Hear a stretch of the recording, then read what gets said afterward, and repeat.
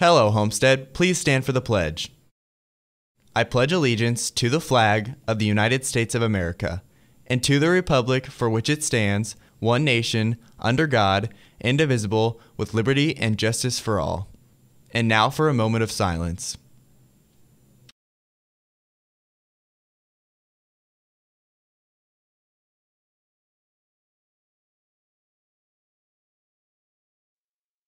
Hello Homestead, I'm Sydney Scholl. And I'm Ganeet Alaria. It's Thursday, March 29th, and time for today's edition of HHS In Depth. On today's show, you'll see another installment of our series, The Local Look, where we visited one of Fort Wayne's biggest companies, Vera Bradley. The first week back after spring break is Spring Arts Week, and we'll tell you everything you can expect for this year. We'll have a story over the Spanish department's trip to Ecuador in summer of 2019, where you learn how you can go on this trip. You'll learn about the PE class, advanced gym, and what all takes place in the class. And Joe is in to take another look at the forecast over spring break and another whether or not. We'll bring you all those stories and much more, so stay tuned for another episode of HHS In Depth.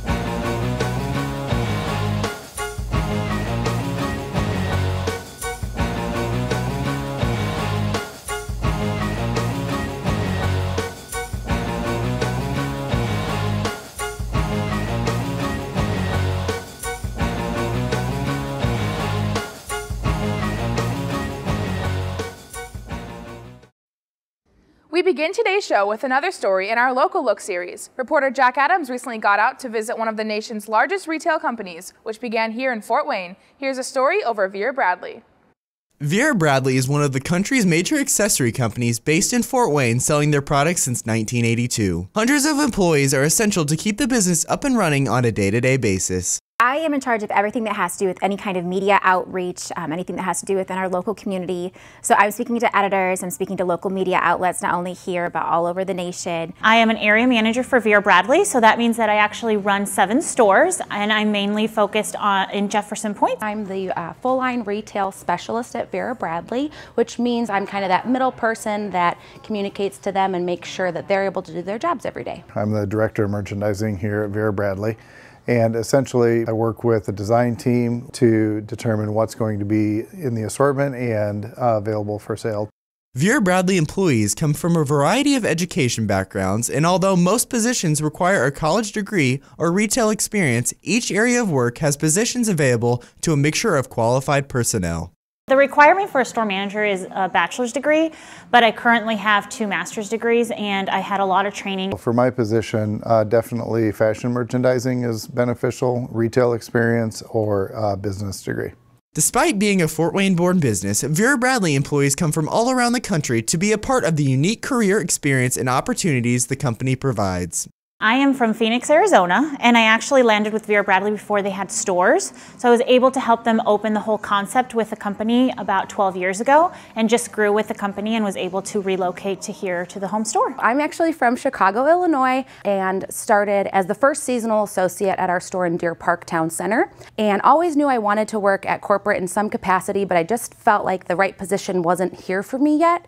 And 2 years ago, actually this week, I moved to Fort Wayne and became the full-line channel specialist. I'm originally from Iowa, and I most recently was in the shoe industry, and it was time for a change, so I ended up moving here about 5.5 years ago, starting with Vera Bradley. Vera Bradley's home base employs hundreds of people in areas ranging from finance, design, personal relations, and management specialties, depending on how the company sees they can improve. We roughly have about 600 employees here in Northeast Indiana, roughly 2,500 across the entire globe. Here in Fort Wayne, we have our distribution center and then also our home office. It's marketing, merchandising, sales, customer service, allocations, product development, design, IT, our accounting department's here as well as human resources. Vera Bradley is one of many Fort Wayne-based career opportunities that could be a home to high school students in the future. Reporting for HHS In Depth, I'm Jack Adams. Seniors, if you have any memories you want in the video played at graduation and senior activities day, please email pictures and videos to hhs.graduationvideo@gmail.com. Again, that's hhs.graduationvideo@gmail.com.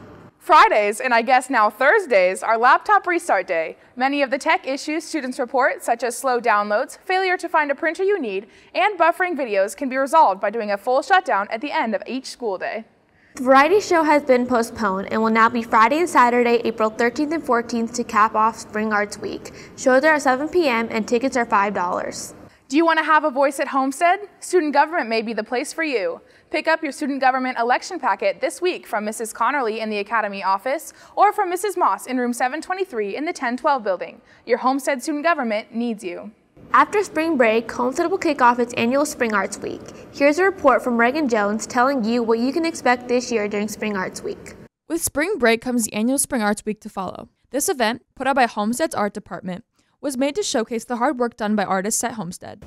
The dates and times are Monday, April 9th through Wednesday, April 11th. That's right when we come back from spring break, and it'll be open during the school day and then in the evening on Wednesday. The gallery is open to all of Homestead during school hours. The final event, the NHS Coffee House, allows those outside of the school to enjoy the art with some added entertainment.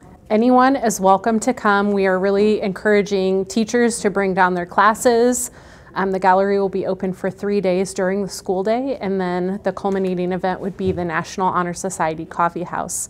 NHS Coffee House, and we have music playing, and sometimes we have poetry and other things going on at the same time. Then people can wander through the gallery and enjoy the artwork. That's going to be on Wednesday, April 11th. It's going to be from 6 to 8:30 p.m. Be sure to get out to the Spring Arts Show after spring break, April 9th to April 11th. For HHS In Depth, I'm Reagan Jones. Lost and found items are located on tables near the discipline office. See Mrs. Godfrey if you're missing valuable items, including jewelry, Fitbits, designer coats, and other things. Items not picked up by the end of the day will be donated. Is the color run on your bucket list? Sign up for National Honor Society's Color Blast during lunch today only. The entry fee is $15, which will get you a shirt and plenty of powder for the run on May 12th. Homestead's Junior-Senior Prom is on Saturday, May 19th. If you plan to bring a guest who is not a current Homestead student, you will need to complete a guest request form. Please plan ahead because the form requires the signatures of the guest's parent as well as an administrator from the guest's current high school. Completed forms are due by 3 p.m. on Wednesday, May 9th. There are absolutely no exceptions to this cutoff time. Forms are available on the Homestead website as well as the discipline office. In the summer of 2019, the Spanish department will be taking a trip to Ecuador to learn more about the culture and language. To get a preview of what will take place and how you can get involved, here's reporter Kelsey Nutter. The summer of 2019, students who have completed up to the Spanish 2 course will be given the opportunity to explore the beauties of Ecuador. First day will be a travel day, but on the second day we'll get up that morning, take an hour-long Spanish conversation class with some native speakers before doing a walking tour of Old Quito to see some of the buildings and some of the architecture. Then on the third day we're going to go on the train of the Andes. We're going to spend most of the day seeing some of the volcanoes that are around Quito. There'll be a little hiking involved before we come back to Quito, and then that night we'll take an hour-long salsa dancing class. On the fourth day we're going to take a cable car up to the top of one of the volcanoes that's around Quito to get a great panoramic view of Quito from above. Then on the fifth day, we'll go to Otavalo, which is home to the most famous market in all of Latin America. We'll have some time to check some waterfalls that are around there, do some shopping, and it's a really cool market because students will get a chance to bargain with some of the people who are working there. On day 6, we're going to go to a place called Lake Cuicocha, and we'll do about a mile hike around the lake. We'll also take a boat to see some of the scenery that's around there. And then the last couple of days, we're going to head down to a city called Baños, which is this cool little town that's surrounded by volcanoes and mountains on all sides. We'll take some time to visit a school there. Students will get a chance to see some natural hot springs, do some hiking around some of the volcanoes that are in that area.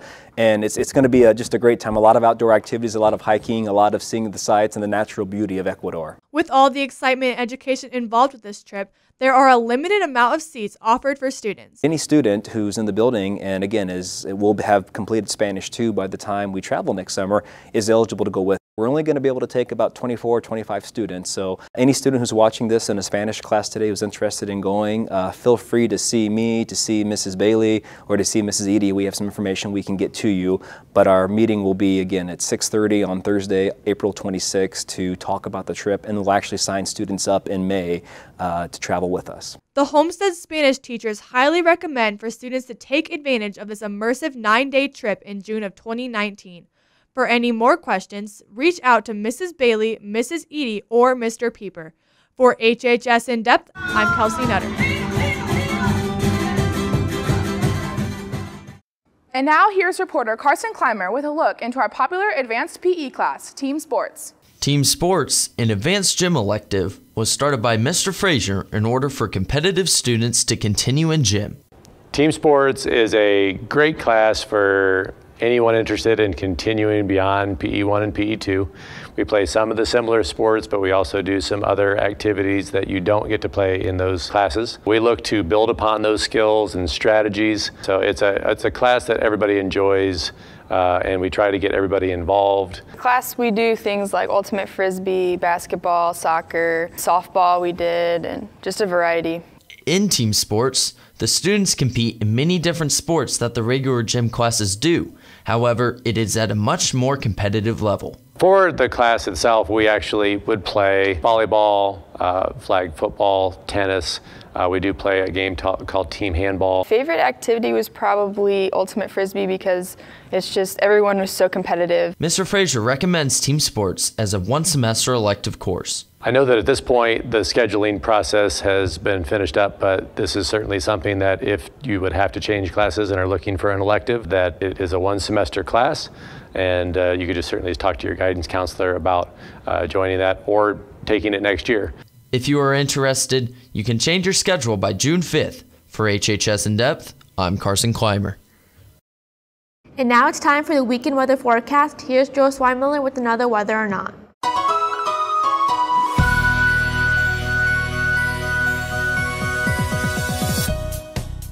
Hello Homestead, welcome once again to another edition of Whether or Not. Obviously I'm your host, J. Christopher Swimella here, bringing you some weekend weather as well as the weather for next week too if you're staying in Fort Fun like some of us are. So without further ado, let's go check the weather. Today will be a pretty rainy day overall with a high of 49 and a low of 30. Tomorrow we'll see some clouds with a high of 50 and a low of 32. And on Saturday the rain will be back as we'll have a high of 54 and a low of 25. And on Sunday, that's Easter. The good Lord will bless us with some straight up sun with a high of 40 and a low of 25. And if you're not going anywhere for spring break, the weather will be more of the same as it is this week. Mostly a mix of cloudy, rainy, and sunny. But then again, you'll never know because weathermen can never be too accurate. Well, that's all the time I have this week, Homestead. Your quote of the week comes from Quavo of the rap trio Migos, who once told me that she'd still be playing with pots and pans. Call me Quavo Ratatouille. Have a wonderful day, Homestead.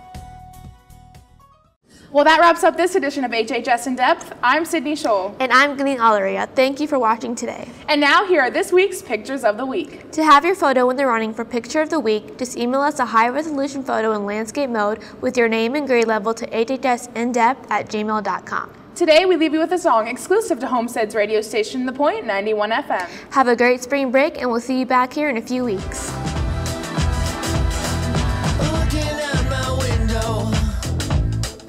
There's no doubt about it. We don't belong in this world.